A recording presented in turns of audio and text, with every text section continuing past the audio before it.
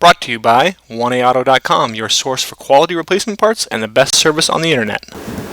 Hi, I'm Don from 1A Auto. I hope this how-to video helps you out. And the next time you need a part for your vehicle, think of 1AAuto.com. Thanks. In this video, we're going to show you how to replace the upper intake manifold on this 97 Buick LeSabre. This vehicle has the 3800.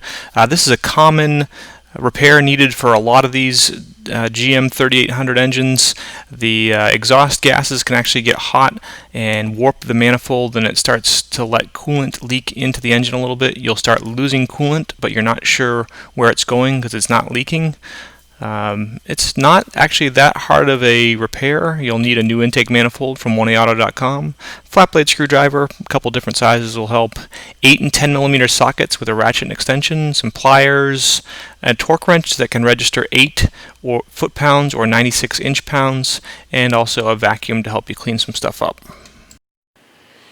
We're going to be taking off the manifold and the injectors, and in order to do that, we're going to make sure that there's no dirt or anything like that that could get into the engine. So we're just going to vacuum that out first.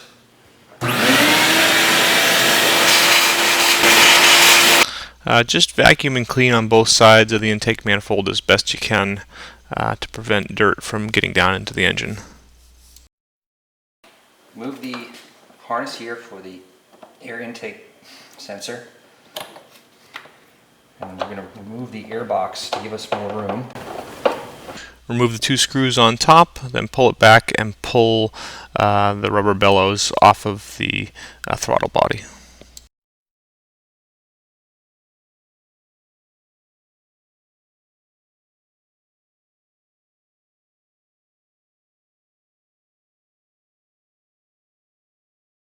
All right, looking at the new manifold, you'll see that the mass airflow sensor is held in by 3 bolts. It's 1 up here and then 2 on the bottom.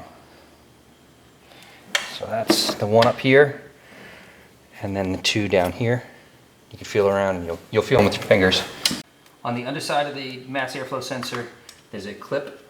Bend that down and pull out the harness. Same goes for the idle air control valve.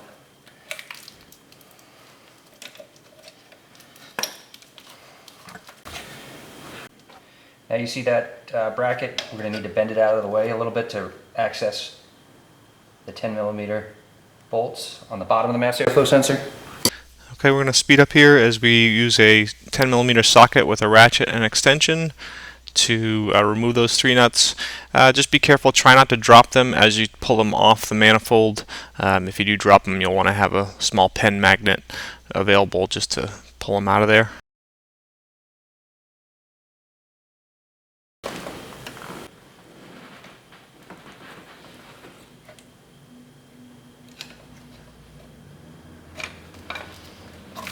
Pull off your vacuum lines, there's 2 of them.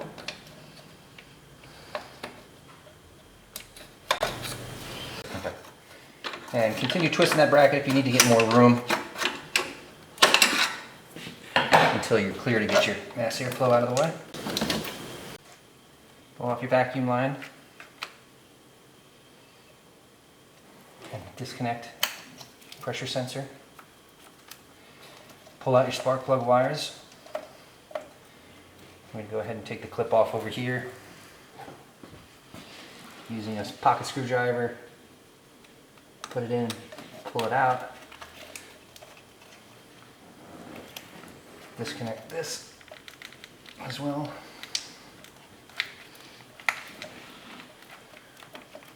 Or you can just pull it out of the bracket. Disconnect your 6 injectors by pushing in the metal clip and pulling out.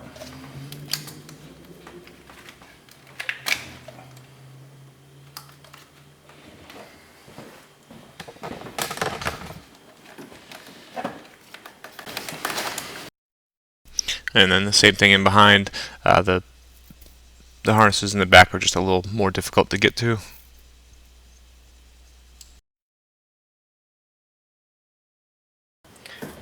4 10 millimeter nuts that hold the fuel rail in place. One here, back there, Another one right there.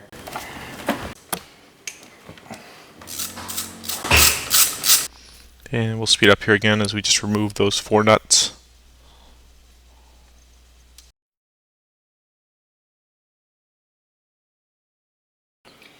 You can play with your injectors a little bit here, spin them around, make sure that they're free and that they're going to pull out when you take the fuel rail out. So injectors are coming with the fuel rail. These are all free. I'm going to use a long screwdriver to pry up on the injector rail. We're going back and forth, so those came out all right. There are 2 zip ties that hold the harness to a little bracket. You can either pull the harness from the bracket or cut the zip ties. Cut these zip ties. They're still there.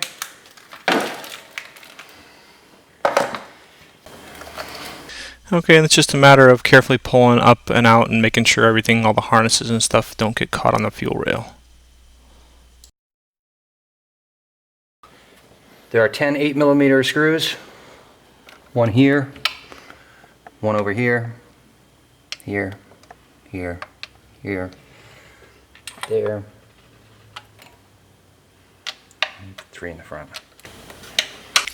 Okay, and I'll just speed up here as we remove, we're actually going to remove 9 of the 10 fasteners. One of them is a 10mm, one of them is a nut on top of a stud, and then you have to pull a bracket up and off, and we'll show you that in a minute.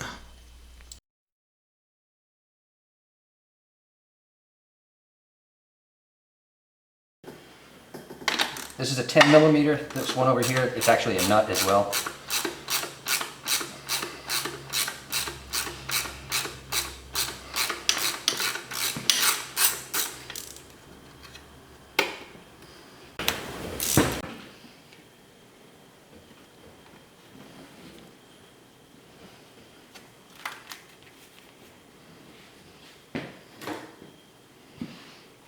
Remove the clip here on the wiring harness. Get that out of the way. Bend this bracket out of the way. And below it you'll see another 10mm.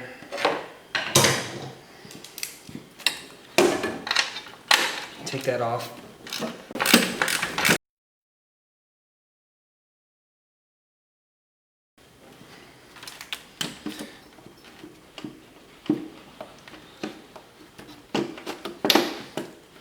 Okay, you'll see the 2 ears here for the tabs. Press those in and pull out your pipe. Pull up.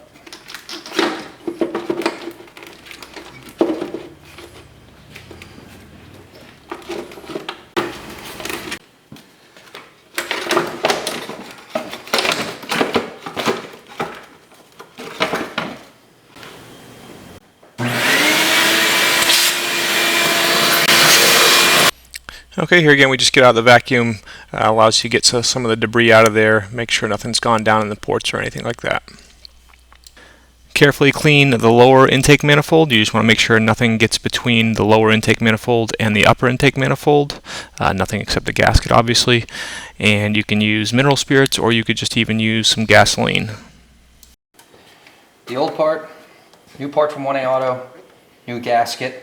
Only thing we're going to have to end up swapping over is this pressure sensor here. We need to make sure that this sleeve here that goes up into the upper manifold and it's in the lower manifold right now remains there. If it doesn't, then the exhaust gases coming from the EGR valve will melt the inside of your plastic housing here on the upper manifold. So make sure that that's in there and it's snug. I'm just going to place a piece of wood over it and give it a tap. Make sure it stays in place. And going in mass airflow side first. The gasket seated to the intake. Line up the guide pins and press down. Okay, now we're going to fast forward as we just put all the bolts in. You want to torque this manifold down very specifically. So at this step, all we're doing is we're putting all the bolts in, and then we're using a ratchet just to get them kind of seated down and snug. We're going to tighten them with a torque wrench to a specific setting.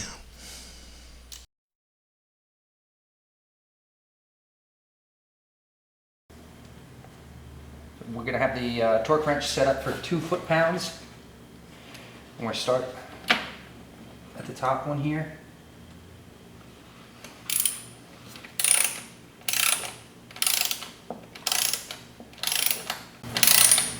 Okay, just going to fast forward here. You start at 2 foot-pounds or 24 inch-pounds, and you tighten them specifically. The middle 2 first. You start with the rear one, the rear middle, front middle. Then you go to the rear, just one right of that, front right of it. Then you go over to the left of the middle, to the back side and the front side, and then you do the 2 furthest to the driver's side, and then the 2 furthest to the passenger side, and you just tighten them again to 2 foot-pounds or 24 inch-pounds. Second pass, we're going to go about 4.5, 5 pounds. Follow the same order.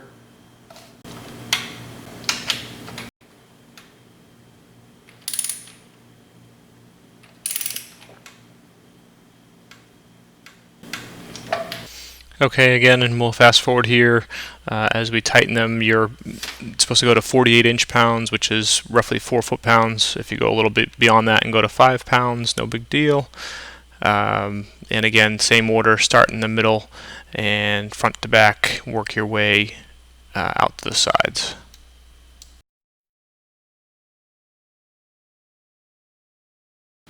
Final pass, same sequence, 8 pounds.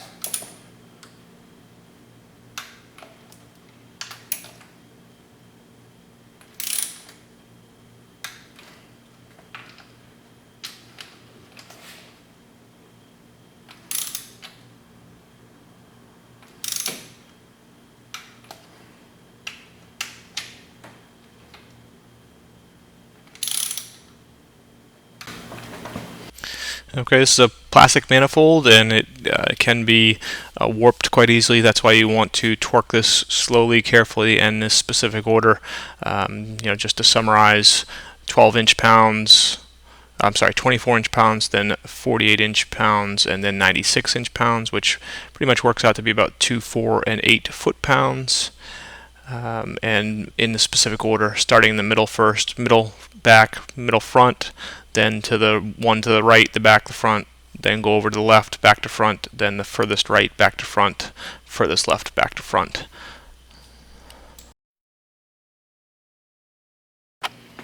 We're going to swap over the pressure sensor. It's got 2 tabs on both sides. Push them in.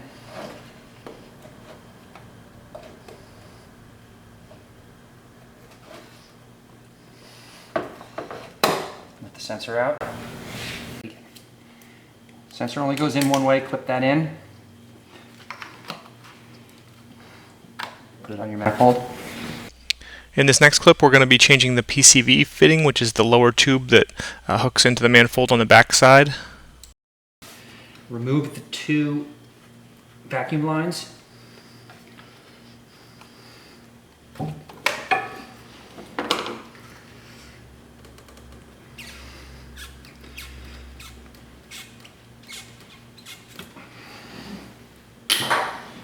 And install your new plug.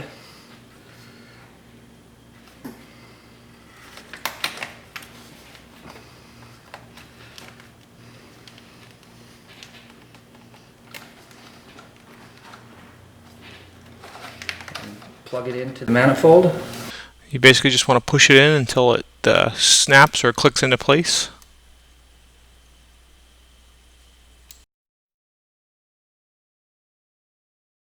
Okay, now we're just going to put the fuel rail back in place. Be very careful.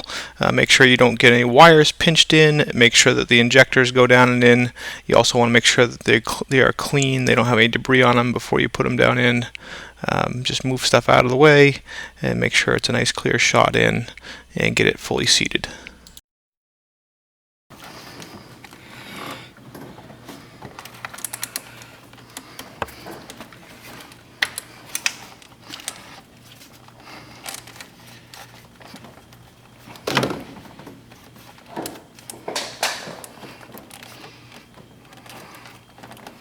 Okay. And just check all 6 of the injectors, make sure that it's seated down all the way before you bolt it in. And we'll just speed up here as we put the 4 nuts that hold the rail in place. You put them on by hand first, and then just tighten them up nice and firm. If you're going to torque them to 10 to 12 foot-pounds.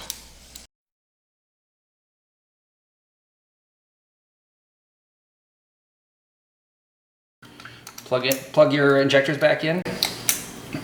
And again, fast forward. The front ones are pretty straightforward. The rear ones are straightforward. Just probably the number 2 cylinder, which is the one furthest to the closest to the passenger, is a little difficult just to get into and get it snapped on there. Now we're going to put the mass airflow sensor housing back up in place, and as you're pushing it on, there was the bracket that's attached to the side that's in the front of the engine. Kind of push that bracket back into place some, so it goes on the other side of the sensor that's in the front of the housing, and then start your bolts on, and you can tighten them up. Push the bracket back into place and secure it with the 8mm bolt and tighten it up. Okay, just speed up a little bit here as we just button everything else up. There are 3 connectors on the mass airflow sensor, a couple of vacuum hoses to check on the manifold itself, plug your or snap your plug wires back in place, and as well as the 2 larger vacuum lines that go onto the mass airflow sensor. Put the EGR valve bracket back in place, and then tighten it down with the 10mm nut. Make sure your harness is out of the way. Put your airbox or airbox lid back in. Make sure that the seal onto the throttle body is sealed, and tighten up the screws for the airbox, as well as plug in the sensor. Okay, and then we just used a couple of new wire ties and resecured the harness onto that clip, and then just plug in that last pressure sensor.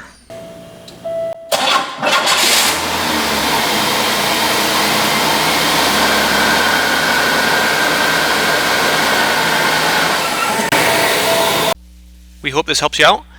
Brought to you by www.1aauto.com, your source for quality replacement parts and the best service on the internet. Please feel free to call us toll-free 888-844-3393. We're the company that's here for you on the internet and in person.